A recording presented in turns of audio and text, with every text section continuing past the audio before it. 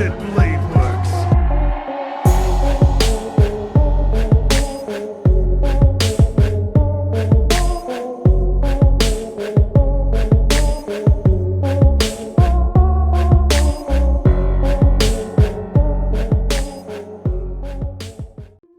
Hey, what's up, you guys? This is Silver Fang, and today I'm gonna be reviewing Fate Stay Night Unlimited Blade Works episodes 8 through episode 12.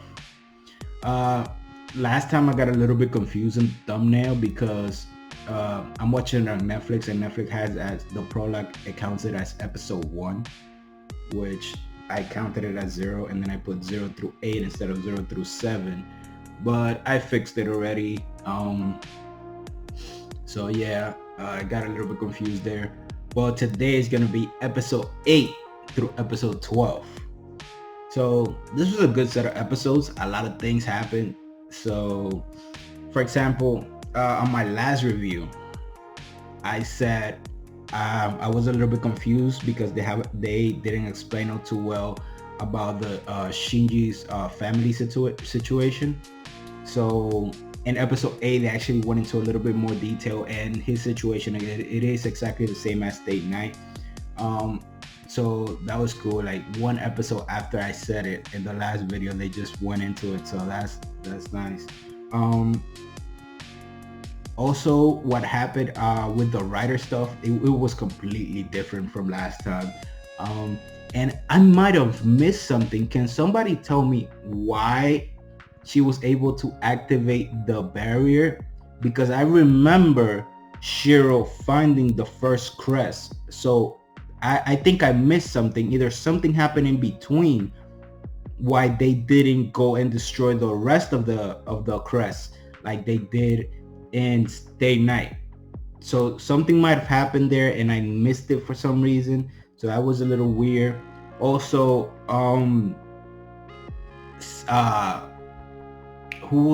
Ryder, yo, she got killed. They didn't say specifically who it was, but they said it might have been Caster. My money is on the professor because her neck was completely broken. Like it did like a whole turn. It was crazy.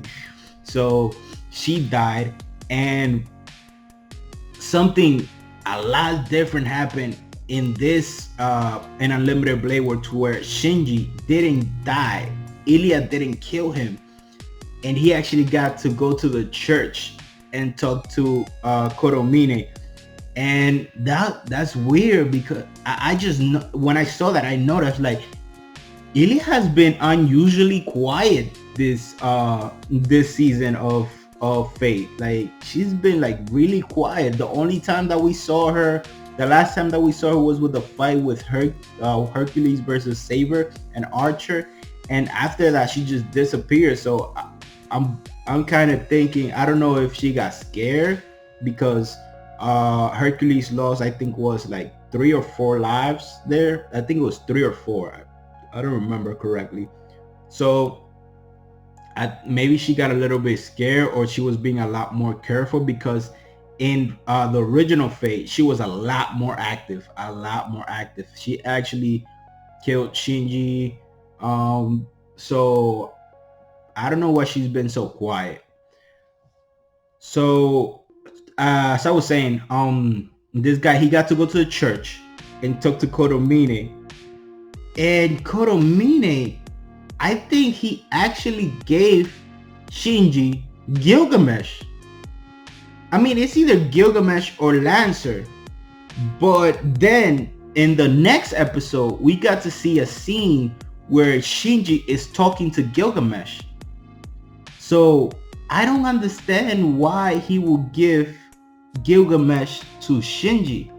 Although maybe he figures, well, I'm gonna give the most powerful servant to Shinji because he's worthless as a mage. So that way he can do more of my dirty work for me. And then at the end, I can just kill him and take Gilgamesh back. So maybe that's what he's thinking. So I see the sense in that way, because if he gives him Lancer, then Shinji's probably gonna get Lancer destroyed, because he's not that good of a master. He can't really support Lancer all that well, and Lancer is not as powerful as Gilgamesh. So I could see why he would, but that was a really weird move, giving Shinji Gilgamesh. And then after that, Shirou and this girl Tosaka, they started suspecting people that lived in the temple from the school, and that was only two people, which was the professor and Shirou's friend, which I don't remember the name right now, but he also lives at the temple, and they started suspecting them too. And that was a really funny scene where Shirou was trying to find out if he was a master. He just walks into the room and was like wait. He was like, take your clothes off, out of nowhere. Like he didn't say for what. He didn't wait a minute. Wait a minute. And this guy thought he was about to get raped. He got on guard right away. Like, what is going on? Shirou just jumped at him, took his clothes off, and at the end of the scene, you see this guy like this. That was kind of funny, because I noticed that this Fate Unlimited Blade Works is not as big on the comedy as Stay Night was. But when they do comedy, they really do it well. And that was really funny. So obviously the next suspect after him, after Shirou saw him without a shirt and he saw that he didn't have any command seal, so the obvious suspect after him was the professor. And him and Tosaka came up with a plan to ambush the professor on his way to the temple. And I gotta say, man, that episode was dope. That episode was really dope, because the professor was tough on Stay Night, the original one. But here, oh my god, the teacher, oh my god, that dude is a straight monster. That dude is a monster. Yo, he punched Saber so hard, he sent her flying through like through a gas station. Oh my god, this guy is a freaking monster. Like, yo, I don't know. Actually, you know what I would like to see? I would like to see a fight between him and Kotomine, because Kotomine is a beast as well. Like, I remember him from, oh my god, I remember him from Zero, and that guy is a beast. So I would love to see a fight between the professor and Kotomine. That would be epic as hell. Like, yo, that guy is a monster. He beat Tosaka with one punch. Shirou, he tried doing a projection magic, but I remember that in the previous Stay Night, the original one, he trained a little bit before he ever used a projection. He had actually talked to Archer about it when Archer was fighting Hercules, and Archer gave him some tips. And after that, he actually started training a little bit, and he was creating objects in the garage and whatnot. And when he fought the professor, he actually was able to create the swords without any, they didn't last for long, but he didn't have any drawbacks. Here he created the swords, and not did they only disappear almost immediately, but it had huge side effects on him. He had like the half part of his body, he wasn't able to use it. Like, he couldn't use his whole arm. Like, he was dropping dishes and all. Like, oh my, he was numb the whole time. And the explanation that they gave was that since he wasn't that good at magic, there were magic circuits that were not being used, and he overclocked them all of a sudden, and that's why his whole arm, his whole left side, I think, was numb. And after that, we actually got Archer coming in, and I keep saying this, I think Archer really cares for Shirou a lot. It's like he sees a younger him, and he really cares for him, because after that he came in to help Shirou. And he actually did something where I think the way I could describe it is like he took the stress of some of his magic circuits, and he explained to Shirou that he went through something similar a long time ago, and that he wasn't able to move his whole left side. Like he couldn't walk, so he came in, helped him there, and then he gave this Shirou this epic, like, whoa, spoken speech about why his ideals are gonna be the end of him. And I really liked that moment. It was really good, because I honestly think Shirou is way too naive. He thinks that he can save everybody, and that is not the case, and that will come to play later on in the later episodes. But like that's not accurate. Like, I remember this from Zero, this quote that I think it was from Zero. It was, don't quote me on this, but if it was either from Zero or a flashback from Stay Night. And I remember his father Kirutsuku saying something the lines of, when you save one person, you're generally not able to save another. And he doesn't seem to understand that. And it's weird, because it's pretty damn obvious. It's pretty damn obvious. If you have two people, let's say, if you have two people, one right here and one right here, and both of them are going to get hit by a car at the same time, you can either go and save one person, but you can't save both. And it's a really simple concept that Shirou doesn't seem to understand. And I don't know, like, I hopefully he makes some real developments in this series in Unlimited Blade Works, because in Stay Night he really didn't develop all that well. By the end of the series he still have kind of the same ideals. So hopefully here he makes a lot of like better decisions and grows a bit more. Hopefully, since Archer didn't die and he's still around, hopefully Shirou can learn a lot more from Archer and mature a little bit more, because right now Shirou is not doing so hot, pretty much. Like in the episode after that, this dude lost Saber. He lost Saber because of his stupid ideals. Like Caster had his guardian, his teacher guard, his legal guardian, I forgot her name. She had her kidnapped, and it was Caster, right? We had Caster, and then on the other side we had Tosaka, we had Saber, and we had Shirou. And Archer, I'm pretty sure, and Archer was on the way. Like I figured that Archer was on the way, so I'm pretty sure they all should have figured that Archer was on the way. And he literally did something like incredibly stupid.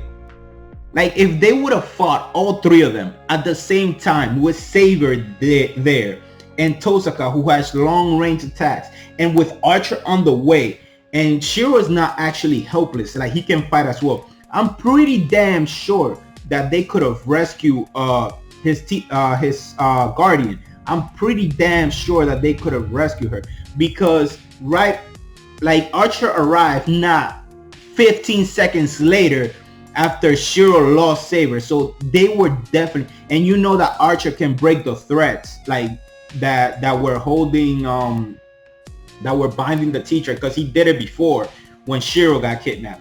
So he's definitely able to break those threads. So, and I'm pretty sure if Archer can do it, Saber can do it as well. So like it was just a dumb move, man. Like I was really tight when that happened. Like why? Oh my god, like the way this guy thinks sometimes is so incredibly stupid. I'm really hoping that he does grow a little bit more in this season. So after that, after Caster got Saber. She left, and well, exactly after she got Saber, Archer came in, and she pretty much had no choice but to retreat.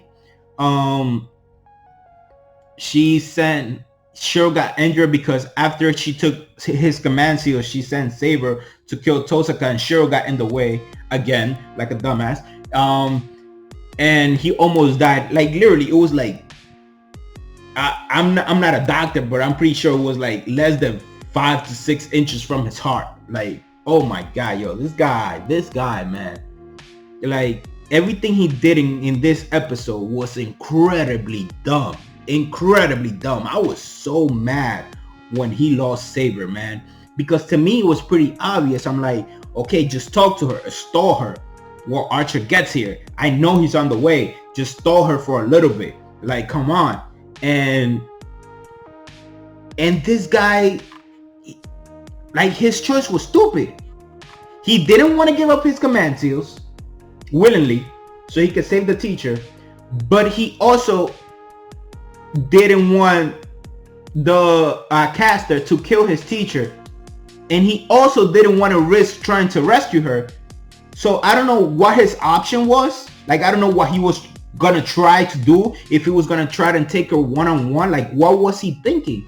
Like, his only options were either you give up your command seals, or you surrender to her and go with her, or you try and fight and rescue your guardian.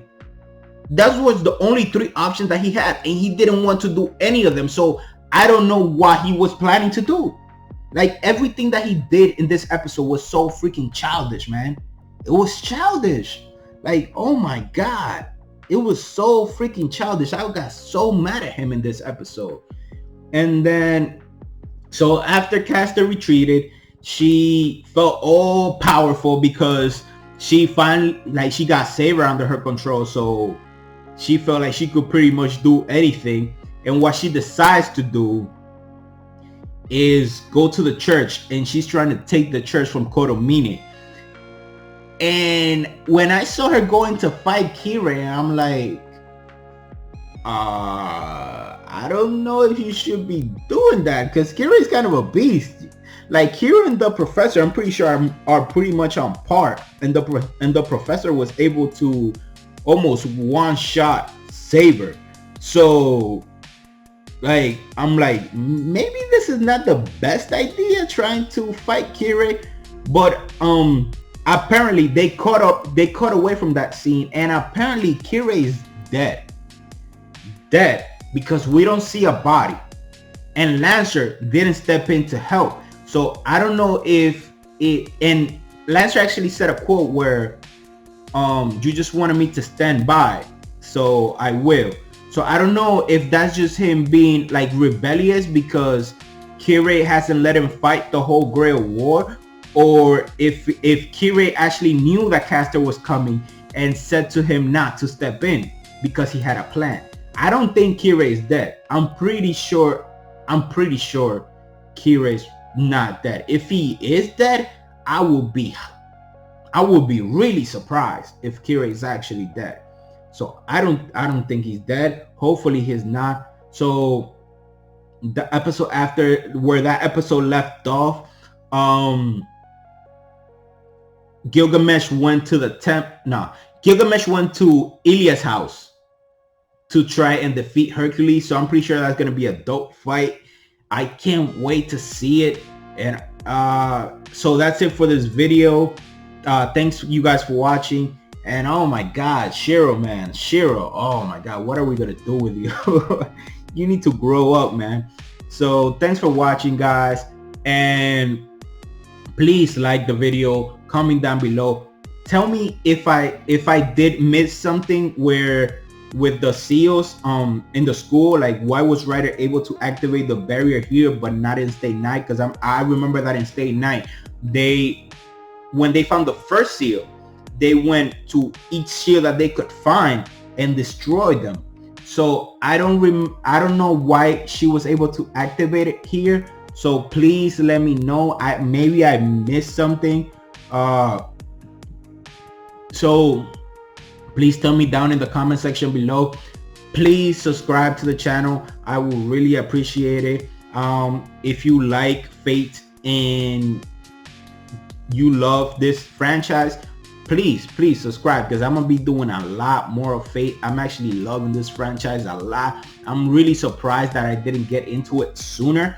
So please subscribe. Also head over to my backup channel. I'm gonna leave this the link to the backup channel in the description box below, because I do a lot of reactions, and YouTube is a little bit like strict with their copyright policies. I actually got 1 copyright strike, so I don't want you guys, like, if I actually end up losing this channel for some reason, like, I know it expires in 90 days, but if in case that I may end up losing this channel for some reason, I wouldn't want you guys to lose contact with me and not to find my content. So please head over to my backup channel, subscribe there. If anything happens to this channel, I just continue my reviews and whatnot and upload my videos over there. So you should definitely go subscribe.